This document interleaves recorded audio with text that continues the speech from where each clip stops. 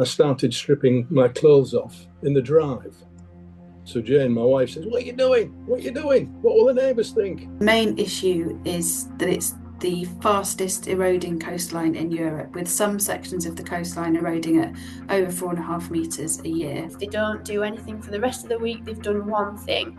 And for a lot of people, that was enough for them to just keep going. Hello and welcome to Tides of Change, the crises facing the British coastline.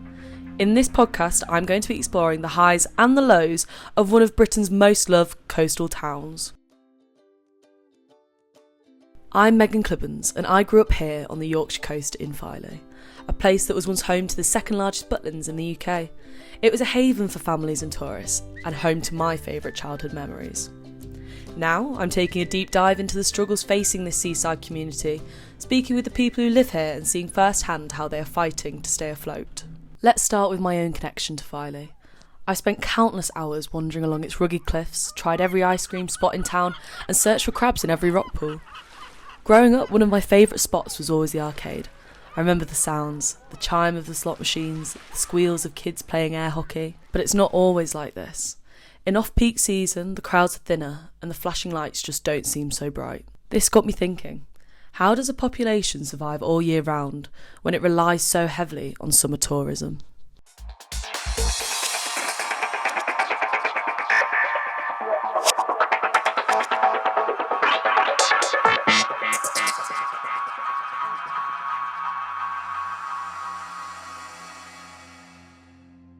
The story of this seaside town is tied up in a bigger national picture. The cost of living crisis has affected everybody, including the families here. When we talk about housing for young people, it is impossible to ignore just how steep the climb has become. For generations before, owning or even renting a home was a natural next step into adulthood, but in the present climate, many young people are just finding that that next step is much more difficult. House prices and rental costs have been rising much faster than wages. That means even full-time workers are finding it difficult to get by, with rent taking up the bulk of their income, and saving for a deposit just feels impossible. Then there's a lack of affordable housing. Across towns and cities, the demand far outweighs the supply. Properties are getting snapped up in days, competition is fierce, and rents are driven even higher. And when a property does become available, young people are often up against older renters with more financial security, making it harder to be chosen by landlords. Deposits, letting fees, moving costs, and the requirement for a guarantor can be a huge financial strain, especially for those without family who can help. Then add in stricter checks on credit and income, and many young people simply can't get their foot in the door. Employment also makes the challenge even tougher. According to the Office of National Statistics, younger people are more likely to be on 0 hours contracts when compared with other people in employment. And while the work may be steady, landlords and banks don't always see it that way. Without a permanent contract or a high enough income, the chances of securing a mortgage or even a rental can shrink dramatically. All of this has a human impact. For many, it means living with parents well into adulthood, delaying milestones like moving in with a partner, starting a family, or even just enjoying the independence of having your own space. For others, it means accepting cramped, shared accommodation or bouncing between short-term rentals with no real stability. It also begins to affect mental health and well-being. Now let's bring this closer to home, to Filey. On the surface, seaside towns like Filey are postcard perfect, with their beaches, scenery and close-knit communities. But when it comes to housing, towns like Filey are facing their own unique pressures. The limited housing stock that is available often gets bought for second homes or turned into holiday lets. While that boosts tourism, it also leaves fewer affordable options for the young people who've grown up here and want to stay in their hometown. It's a pattern seen across many coastal communities. The beauty of the area attracts visitors, but the knock-on effect is that locals are priced out of the very place they call home. And for a town like Filey, where community spirit is so important, that poses a real challenge for the next generation. Mike Cockrell, the local town councillor, has more on this subject. North Yorkshire Council have recently put in where second homes, get more council tax, and people are, obviously the owners are annoyed about this.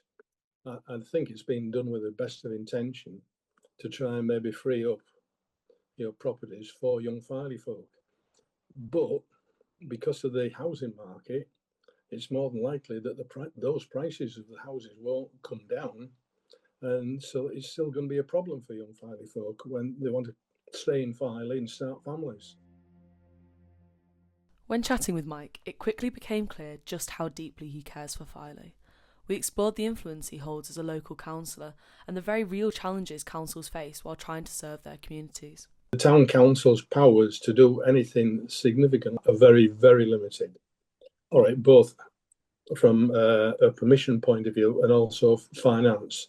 So it's really the town council trying to get North Yorkshire Council and other organisations to assist. We often talk about how communities can change or move forward, but what has often struck me about Filey is how it has held onto its old-time charm, thanks to a real focus on maintenance and sustainability. There's nothing really going on at the moment apart from maintaining things. As I say, we don't want Filey spoiling.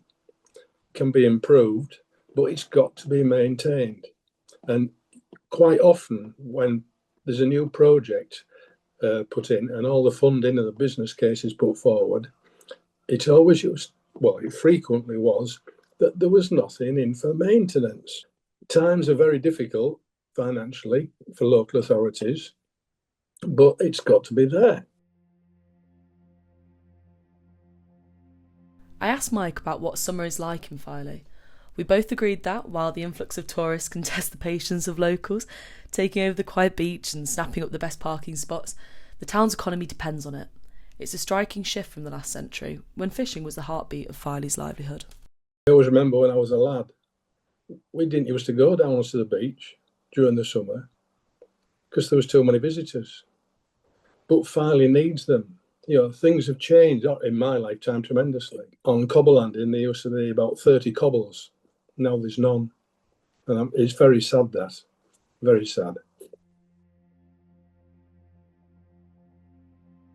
But it's not just the economy that's changed. Filey's stunning coastline also takes a beating from the elements, and so do the people who live here. The town saw a major flood in 2002 when more than 80 millimetres of rain fell in just 90 minutes, leaving some residents without homes for over a year. And despite new defences being built, Filey was struck again in 2007. We had another flood. It was a lovely sunny morning. I'd been at a meeting at Scarborough Council, came back, sat in the conservatory having lunch, and the rain started. And it was so heavy, I thought to myself, this is flooding rain. So I went round what I used to call my hotspots, and yes, there was flooding. And I went out with a camera because I needed evidence to show people what was actually happening, because people did not believe it. We lived on Scarborough Road at the time, and I started stripping my clothes off in the drive.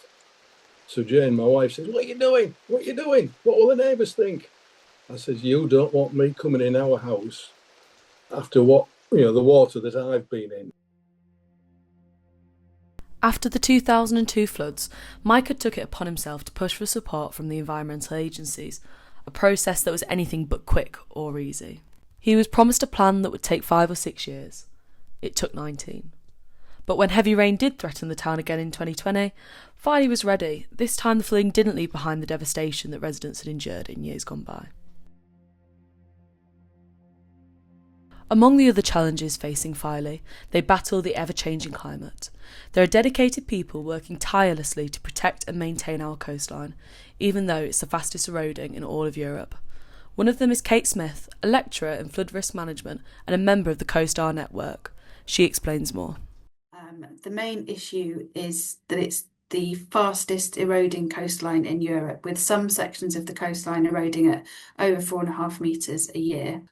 The challenge is now the places that we live are being more impacted by that eroding coast, the changing coast. It's happening more rapidly. So we know that with climate change, we're going to see more extreme weather patterns. So we get sort of the bumps in the patterns of our weather are getting both wetter and drier. That changes the number of storms that we're going to be getting. So there'll be more storms all year round. We know that storms increase erosion. We also know that sea level rise is gradually but inexorably rising. So you've got a combination of factors. There's the change that's always happened because of just the geology, combining with sea level rise, combining with climate change to mean that the physical risk to the coastline, and the physical changes to the coastline are being seen much more rapidly than they ever have been.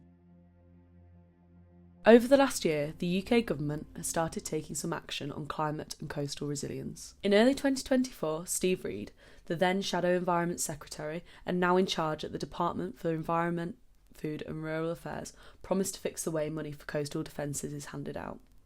Previously, funding decisions were based mostly on how many homes could be protected, which meant places like Filey, where tourism and local businesses are just as important, were often missed out.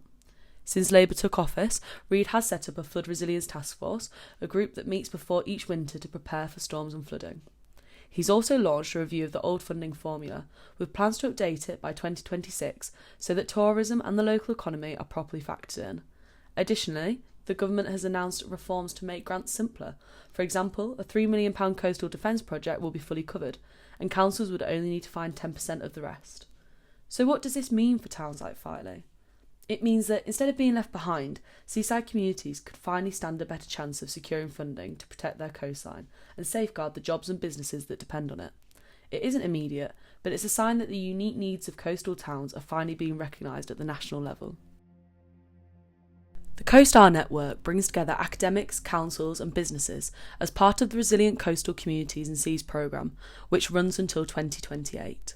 Their mission is to find new ways to improve life along the coast, not just for the people who live there, but for the landscape and the marine environment too. The work that I'm doing with the CoastR network, we are trying to take a community-led approach to this. So that's communities both living in coastal places, working in coastal places, looking at what their needs are. It's quite difficult for central government to see what's happening on the ground. We know that coastal places are already economically marginalised. There was a report came out last week from the University of Essex Centre for Coastal Communities that talked about the impact on young people in coastal towns and villages. They're much more likely to experience mental health issues, complex chronic health issues. We know that economically coastal places are often quite challenged, and yet also we know that the people who live in them really value their towns, villages, communities. North Yorkshire County Council has submitted a bid for funding from the Yorkshire Regional Flood and Coast Committee, aiming to develop a coastal adaptation plan, the first of its kind in the country. And that will include things like, what do we do with roads? So I know that's been a particular issue in Filey, that there are access roads, as it is for the whole of the East Riding. There's one road that goes down the coast. If you lose the road, then communities become very isolated. The way that shoreline management plans are written isn't very user-friendly, so the public don't always have a very clear understanding of what's inside them. So there's that. So that describes the approach that's going to be taken to managing coastal change over 100 years. Much of Filey's charm comes from its strong sense of community. I sat down with Megan Simpson, volunteer for Active Filey and head of the netball team, to hear how her volunteer work has made a real difference in the town. Yeah, so we realised we had nothing really specifically for women of like all ages. You could do running, you could do swimming, cycling, but there was quite a few people that said, oh, I want to get back into netball. I've not done it since school. It'd be really good for like my physical health as well as mentally talking to other people. So it's just about getting more women included in the sport really, for this area, because they have stuff in Scarborough and Braid, but there was nothing specifically for Filey. And there wasn't even a court or anything. We were just training basically at the side of a car park. The netball team is going from strength to strength as they head into their second season. They've been so popular that they now enter 2 teams into the Scarborough Evening League. But it's not just about matches. The team trains together, celebrates at award evenings, and takes part in team-building activities, even teaming up with Yorkshire Water Park. And of course, there are plenty of socials too, from beach barbecues to other get-togethers. It's all about creating a space where people can stay active and social all year round, which is important in seasonal towns such as Filey. I think it's quite important, especially around Christmas time, because things like depression can set in and other worries, and Christmas pressures. It's good to take your mind off it, to still have that one thing each week to look forward to. It still gets you out of the house, so we still do training, even though it's outdoors. We still do training, even if it's slightly damp weather, or, you know, not sort of the best conditions for netball. We'll still do something else physical. That might be a fitness session. We might go down to the beach, obviously checking the tide times and stuff like that, but we're still getting people out of the house when it's dull, it's dark. These teams have also given young people a chance to reconnect with their communities and build positive social connections, all within a safe and healthy environment where they can channel their energy. Keep going. There wasn't much for younger people to start with, so starting something as part of a wider community just meant that you got more backing for it, more support from other people as well. And obviously something to do as a young person, to be involved in sport. I mean, I've loved sport ever since leaving school, but there's nothing there once you leave school, so it's great to have something to do. Of course, running a team like this doesn't come cheap, with netballs costing around £50 plus weekly umpire fees, court hire and league fees. The expenses quickly add up. Despite the team's clear popularity, Megan has had to put in a huge amount of effort campaigning and fundraising to cover the cost of equipment and running the club. So obviously we'd set up through Active Filey, which was a sort of charity organisation anyway. So through them we've managed to get funding and apply for applications for grants and things like that, because the main thing was we needed some equipment. We needed basic stuff like netballs, hoops, bibs, and when we don't have like outdoor courts that are drawn on, we need stuff like cones and things like that. So we got funding from Filey Bay Today for that, like a start-up. And then we've had some involvement from the local council. They're on with resurfacing the outdoor court at the minute, which is brilliant. And they're painting the lines hopefully by the end of this month. Active Filey is a local charity group set up to promote health, well-being and access to sport for everyone in the community. Their work covers a wide range of activities, from walking and jogging to running clubs and water sports, all with the same goal in mind: to get people moving, connected and engaged with opportunities right on their doorstep. What makes Active Filey stand out is its ethos of inclusivity, ensuring that age, ability or experience is never a barrier to taking part. Megan's netball team has grown to become a natural extension of this mission. Beyond just sport, it offers a welcoming space where people can come together, stay active and support each other socially, especially during the tougher months when isolation can hit harder. It's a powerful reminder of how community-led projects can bring real benefits, strengthening bonds, boosting well-being and celebrating the importance of community spirit in seaside towns like Filey. The town of Filey is also well known for putting on a wide variety of community events that bring people together throughout the year. One of the standout highlights is the Filey Food Festival, which takes place 3 times annually and has become a real staple of the local calendar. The festival is more than just a chance to sample great food, it's a celebration of the town itself. Visitors can wander through stalls showcasing the very best of local flavours, from homemade treats to freshly prepared delicacies, while also exploring crafts and products created by talented local makers. It's an event that not only strengthens community ties, but also plays an important role in encouraging tourism and shining a spotlight on everything Filey has to offer. Even as I've explored the challenges facing Filey, from housing struggles to the pressure on local businesses and the effects of tourism, I've discovered something truly remarkable about my hometown. There's a resilience here, a creativity and a community spirit that refuses to break, no matter how many storms come our way. It's in the small acts of kindness, the way people come together for local events, and the pride they take in their town. For me, this journey has been eye-opening. I've realised that Filey isn't just where I grew up. It's a place that shapes its people. It teaches you to value connection, to notice the beauty in simple things, and to understand that a community's strength comes from within. Reflecting on all of this, I feel proud to be from a town that still believes in itself, and proud to see that even in the face of hardship, Filey remains to be a key feature of the British coastline. And in the words of Mike Cockrell, it's gorgeous. You can't beat it. Making this podcast has been as much about me rediscovering my own hometown as it has been about shining a light on the wider issues facing Britain's seaside.